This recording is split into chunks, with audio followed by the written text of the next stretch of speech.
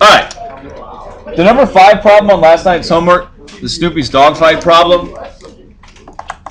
This problem had a lot of good things about it. The first problem we worked with, the football problem, was pretty simplistic. We started on the ground, we ended at the ground. Okay? This problem has a little bit extra to it. I'm going to describe the differences between the calculator and the quadratic function again. Recap our process in finding the x-intercepts and why the numbers, why the numbers work out the way they do in the table, and see if I can't get you to get somewhat of an idea about a good process and why I'm going to suggest leaving your D as 0. Start with reading the problem. Snoopy is flying a soap camel, which is a type of airplane from way back in the day.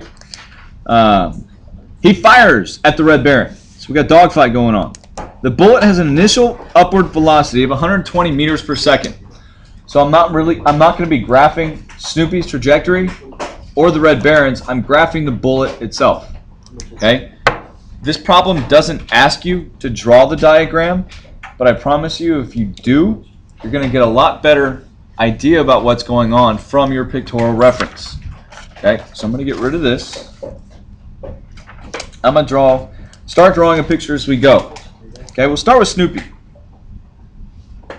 Yeah, Snoopy. True, he is 900 meters above the ground. We don't get that until the information from question D. Right now we know Snoopy. Snoopy's somewhere like that. Sure. Bring Snoopy down here a little bit. Alright. He fires a bullet at 120 meters per second. So what variable do I know is 120 meters per second? My rate. Okay, good. There we go. Yes. Part A says the Red Baron is 400 meters above Snoopy. When will the bullet first reach his altitude? So we're not saying he actually shot him. Maybe he missed. But when does he actually reach there? True. I can't yet draw in the Red Baron because I don't know where on that parabola that 4 seconds is represented. Okay? I want to reintroduce that calculator again. I'd like you to go to the y equals screen and clear off the function that we worked with in the last problem. Yeah. Did you say it took 4 seconds to reach 400 meters? No, somebody else did. Oh. My leading term in these vertical motion problems will still be the negative 5x squared. My leading term, to make it negative, you must use the negative property. The calculator doesn't see it doesn't see the similarities between the negative and the subtraction. You'll end up with an error.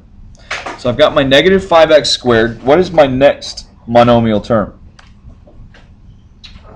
What is my bx? 120. And again, I need my variable x. The alpha x doesn't work as far as I know. Using the alpha key and then the x button, which is not important. Down at the bottom there. Alright. I didn't think I'd be able to find it. Okay. Now the question is what is my D value? Okay. The Red Baron, we're looking for the time in which the Red Baron is that the bullet is 400 meters above Snoopy. So what is my D equal to? 0. In the calculator, I'm going to have you use 0 because I want to see the graph of the bullet as a whole, not just the graph in which case that it hits 400 meters. Okay? If you're going to do this by hand, your D is going to be 400 meters. Okay? But for the graphing calculator purposes, again, I want to graph the bullet's trajectory from Snoopy back to Snoopy. Okay, so my initial height above Snoopy is what again, Annalie? 0. Okay. As we talked about with the view window, it's easiest to find what I should set my view window first if I go and look at my graph, or my table, excuse me.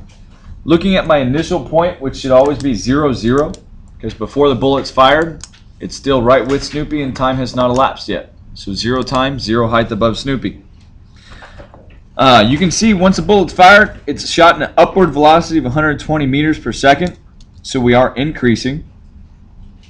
I'm looking for the time in which that the height above Snoopy reaches 400.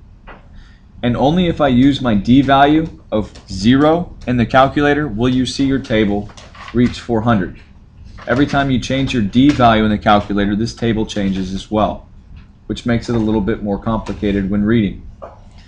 What is the first time that it reaches? To answer part A, it says, when will the bullet first reach his altitude, which is 400 meters above Snoopy? What is the time highlighted? 4.